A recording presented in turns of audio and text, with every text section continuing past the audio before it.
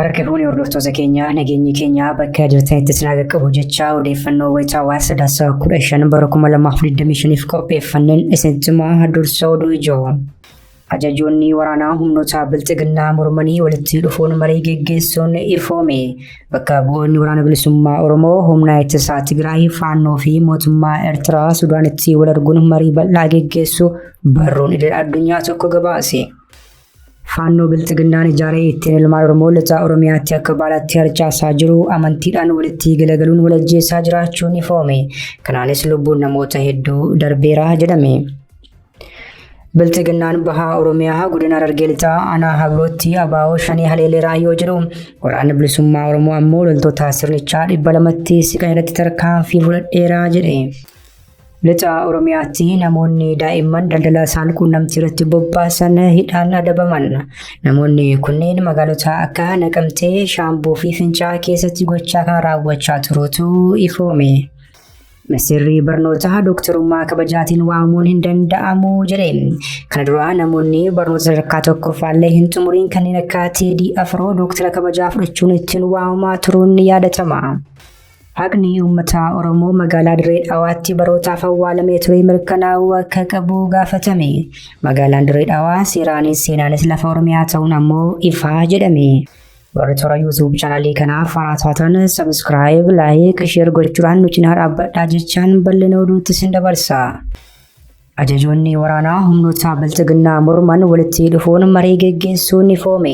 Bakka bu'oonni waraana bilisummaa Oromoo humna ittisaa Tigraay Faannoo fi mootummaa Eertiraa Suudaanitti wal arguun marii bal'aa geggeessuu barruun addunyaa tokko gabaase. Mootummaan Itoophiyaa gama isaatiin dubbii karaa ministeera dhimma alaa Impaayireetti Dr. Ximiitiyoos Geediyooniin taasiseen dhimma Eertiraa wajjin wal qabatee obsa fixachuu isaa ibseera. Eertiraan nageenya koo gooluun hidhattoota irratti bobbaastee misooma hojjedhu danqaa jirti jechuun simate mootummaan bilxiginnaa. Gaanfa Afrikaa raafama hamaa keessa jirtu itti hammeessa jedhamee sodaatamaa akka hin jiru lolli Itiyoo Eertiraa osoo hin jalqabiin akka dhaamsifamuuf ammoo pirezidaantii Ameerikaa Doonaald Tiraampiifis waamichi taasifameera.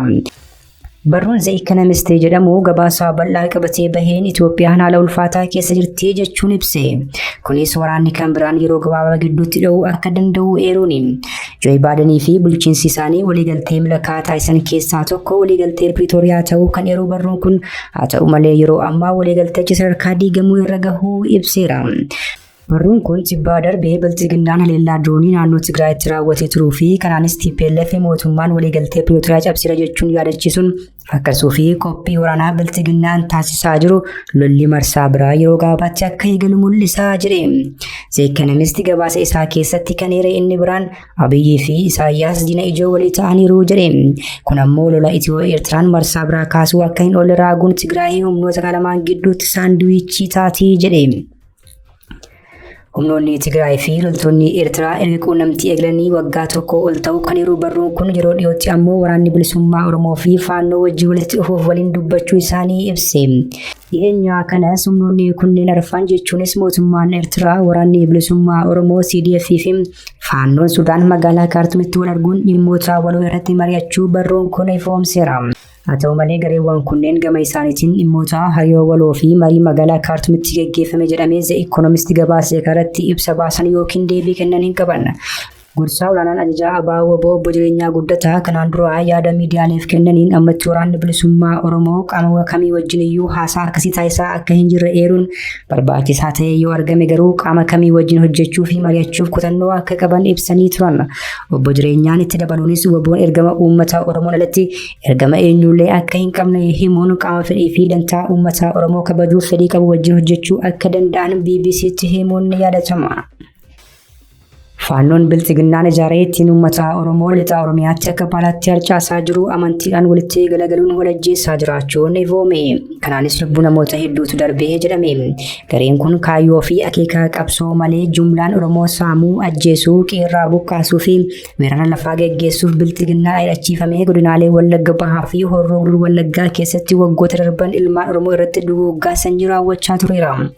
Yeroo ammaa kana garuu garichi Musliimaa fi Kiristaana jechuun walii isaatti galagalee wal ajjeesaa, wal saamaa fi wal ugguraa jiraachuu maddeen amanamuun odeessa miidiyaa kanaaf erganiin mirkaneessaniiru. Keessumaa naannoo hawaasni Musliimaa itti baay'atu aanolee akka Giddaa ayyaanaa fi Hangar guutee keessatti gochi kun akkaan babal'ateera jedhame. Suur-sagaleen nu qaqqabee akka ifoomsutti ammoo faannoo Amaaraa Kiristaana ta'an faannoo Musliima ta'an qabuudhaan dararaa guddaa irratti raawwachaa fi maallaqa miliyoonaan lakkaa'amu gaafachaa jiru. Namni isin suuraa irratti argaa jirtan kun faannoo Abbush jedhamu yoo ta'u tibba kana aanaa Giddaa ayyaanaa ganda waaqii bakka addaa Findaaqaa jedhamutti haleellaa amantaa irratti hundaa'ee hidhattoonni finxaaleeyyii kun walitti banuu hordofee lubbuun isaa galaafatamuutu himame. Bilxiginnaan garee hidhattoota finxaaleeyyii kanaa waraana bilisummaa Oromoo naaloltuu jechuun hidhachiisee erga bobbaasee booda gareechi irraa uummanni Oromiyaa takka argee hin beekne raawwachaa jira. Bilxiginnaan bahaa Oromiyaa godina Harargee Lixaa aanaa Habrootti abaa'oo shanii haleeleeraa yoo jedhu waraanni bilisummaa Oromoo ammoo loltoota sirnichaa 200 siqan irratti tarkaanfii fudhachuu ibse. Bilxiginnaan tibbaa kana raafama keessaa seenuun Oromiyaatti izzi 3 koomaandoo fi dirooniidhaan dabaalee duula haaraa eegaluu gabaafnee ture. Amma ammoo raayyaan ittisaa impaayiriitti ibsa fuula miidiyaa hawaasummaa isaa irratti maxxanseen godinoota Harargee Lixaa aanaa Habroo gandoota 2 keessatti humnoota abaa'oo shanii haleeleeraa jedhe. Ajajni kibbaa kun injifannoo culuqaa galmeesseeraa jira ibsi waraanni Bilxiginnaa baase kun. Haa ta'u malee waraanni bilisummaa Oromoo ammoo odeeffannoo karaa miidiyaa arraata biyyoolessaa Oromiyaa jedhamuu fi hidhata dhaabichaa qabuun qoodeen WBO'n tarkaanfii cimaa fudhachaa jiraachuu ibse. Torban kana qofa keessatti tarkaanfii WBO'n zoonii lixaa giddugalaa fi harsadii fudhateen qofa loltoota sirnichaa 200 ol ajjeesuun injifannoo culuqaa galmeesseeraa jedhe. Lixa Oromiyaatti namoonni daa'imman daldala saalquunnamtii irratti bobbaasan hidhaan adabaman. Namoonni kunneen magaalota akka Naqamtee, Shaambuu fi Fincaa'aa keessatti gocha raawwachaa turuutu ifoome.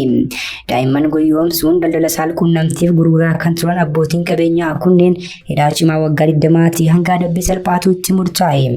Akka baalangaa BBC'tti miti yoo ta'e ijoolleen durbaa waggaa 18 hin guunne kun magaalaa Naqamteetti hojii godhafisuu hojjechaa turan. Namoonni Galataa Hirphaa fi Dassaaleny hundumaa jedhaman gara ijoollee kanaa deemuun hojii biraa maallaqa guddaa ittiin argamtan sinii arginirraa jechuu itti himan. Daa'imman maallaqa gaarii fi jireenya fooyyee hawwan lamaan wanta affeerraa kana duuba jiru hin hubanne ture. Guyyoomfamaa akka jiranis hin barre.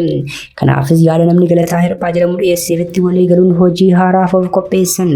Isa booda ijoollee kana gara magaalaa Shaambuu geessuun qarshii 13,000 fudhatanii nama Fayyeraa Kiisii jedhamuu fi abbaa giroosarii Fayyee jedhamutti gurguratan.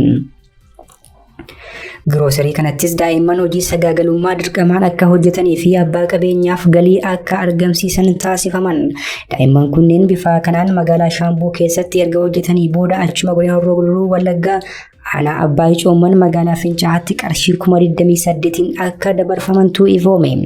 Dhumarrattis daa'imman lamaan miidhaa irratti raawwatamaa jiru qaamolee nageenyaaf himachuu isaaniitiin dhimmichi qorattoota poolisii fi abbaa alangaa bira gahee himanni sirratti baname. Himatamtoonni 6 kunneenis himatamaa 1ffaa Galataa Hirphaa, himatamaa 2ffaa Dassaaleny hundumaa, himatamaa 3ffaa Fayyeraa Kiisii akkasumas abbootii qabeenyaa hoteela magaalaa Fincaa'aa jiru jechuunis abbaa warraa fi haadha warraa akkasumas dubartii daa'imman lamaan Shaambuudhaa gara Fincaa'aatti geessitedha. Manni murtiis galmatoota jalqabaa 3 irratti 3 bara 2018 akka lakkoofsa Habashaatti adabbii muruutu barame. Haaluma kanaan himatamaa 1ffaa Galataa Hirphaa hidhaa cimaa waggaa 19 qarshii 20,000 yoo adabamu, himatamtoota 2ffaa fi 3ffaa kan ta'an Dassaaleny hundumaa fi Fayyeraa Kiisii ammoo hidhaa cimaa waggaa 20 fi qarshii 30,000 akka adabamantu murtaa'e.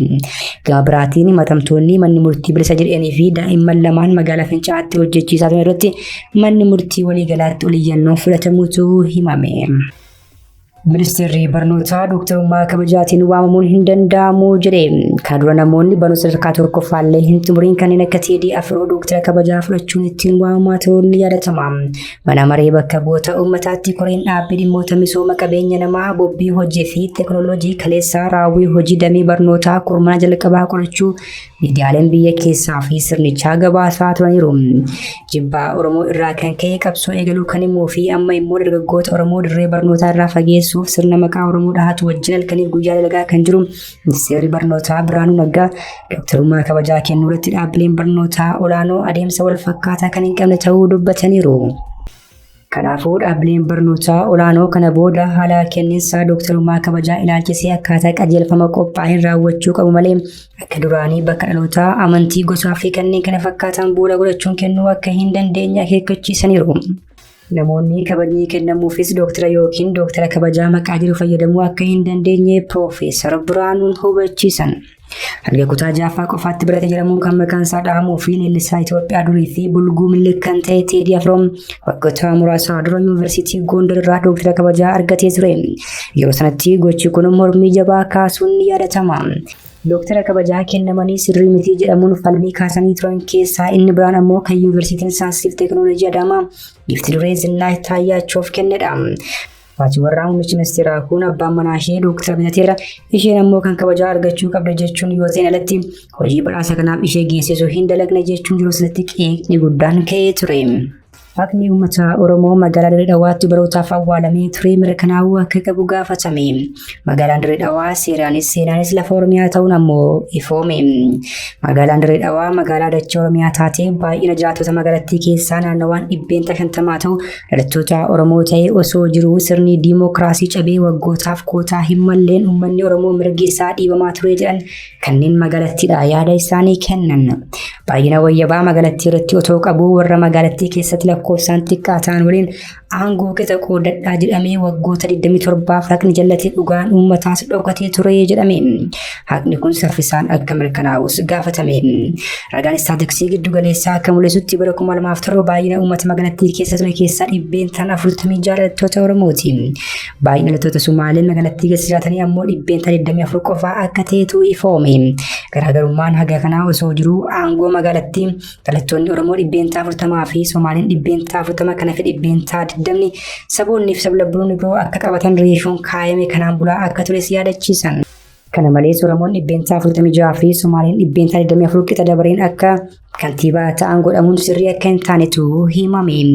Sirni wayyaanee olaantummaa dhuunfatee turee fi mootummaan naannoo Somaalee kana qofaan hin dhaabbanne. Yeroo dabareen kantiibummaa Oromoo ta'u kantiibaa sakalanii akka waa hin hojjenne godhaa turan. Yeroo dabareen Somaalee ta'u ammoo hojii deemoogiraafii magaalattii jiru hojjetaa turan jiru jiraattonni magaalaa Dirree Dhawaa. Ragaan istaatiksii giddu galeessaa akka agarsiisutti bara 1994 lakkoofsi dhalattoota Somaalee jiraattota magaalattii keessaa 113 qofa ture.